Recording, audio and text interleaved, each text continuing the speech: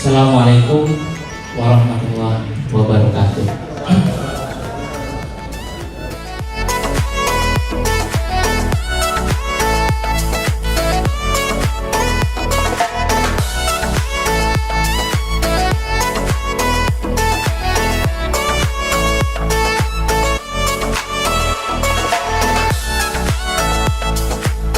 Jadi kalau untuk langkah konkretnya, kalau dari pemikiran, pastinya semacam misalnya white paper itu kita harus susun. Memang perlu effort di sana untuk menyusun white paper. White paper ini kan semacam kayak pendapat dari suatu organisasi nirlaba untuk ke pemerintah, dan juga ini harus konkret di situ bahwa apa langkah yang diharapkan oleh pemerintah dan apa yang harus dilakukan oleh pemerintah.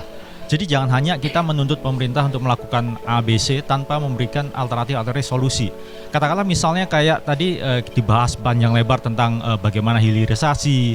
Nah ini sendiri kan energi ini sendiri kan istilahnya menghadapi elemen-elemen energi trilema istilahnya. Energi trilema di mana ada reliability, kemudian affordability, dan juga sustainability. Nah tiga ini yang harus dipikirkan oleh semua alumni ini dan kemudian diterjemahkan di dalam white paper itu tadi, kemudian kita submit ke pemerintah.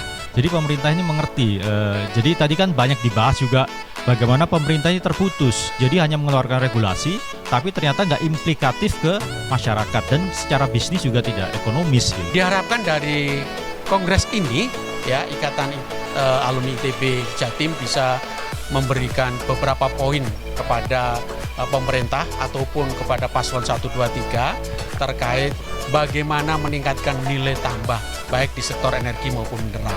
Kalau di sektor energi tadi PR-nya adalah bagaimana menurunkan subsidi 520 triliun untuk bisa diturunkan 50% atau 60% agar bisa lebih efisien. Sedangkan dari sisi mineral kita melihat bahwa hilirisasi mineral berbasis nikel, berbasis besi dan sebagainya akan memberikan nilai tambah yang luar biasa. Tetapi hilirisasi mineral itu harus didukung oleh energi. Energi yang cocok saat ini adalah energi gas.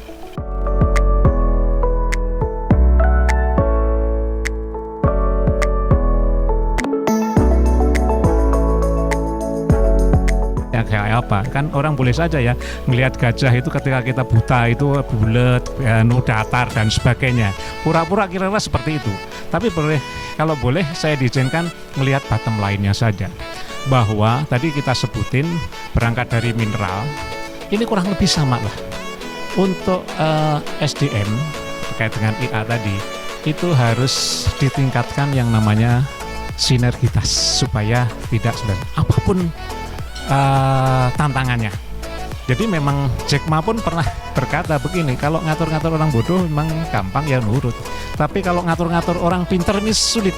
Akhirnya dia cuman begini aja, lebih baik dia saya rekrut, tapi bagaimana mereka bisa bekerja sama, itu aja ekspektasinya. Nah kalau kita lihat kontribusinya di Indonesia, ITB sudah luar biasa ya, IA itu sudah luar biasa, sudah menasional dan sebagainya. Kita agak sulit menyebutkan betapa banyaknya gitu ya. Tapi kalau ekspektasi ke depan ini harus terkait dengan isu-isu terkini, terkait dengan tadi saya mencoba menjargonkan, mengangkat sudah kurang lebih hampir 80 tahun merdeka kita tidak punya mobil nasional prinsipal, karena di Indonesia itu secara market kan luas, dan kemudian produk ini adalah dibutuhkan oleh masyarakat dengan berbagai kalangan dibandingkan industri-industri yang sophisticated, misalnya pesawat terbang dan sebagainya. Itu memang bagus dikembangkan, tetapi untuk bisa memarket itu luar biasa tantangannya, seperti kapal dan sebagainya unit. Tapi kalau mobil nasional yang brandnya prinsipal tadi kita paparkan, baik yang konvensional maupun berbasis baterai, itu bisa kita sebagai lokomotif. Terintegrasinya produk-produk sumber daya yang di hulu tadi mengalir ke hilir.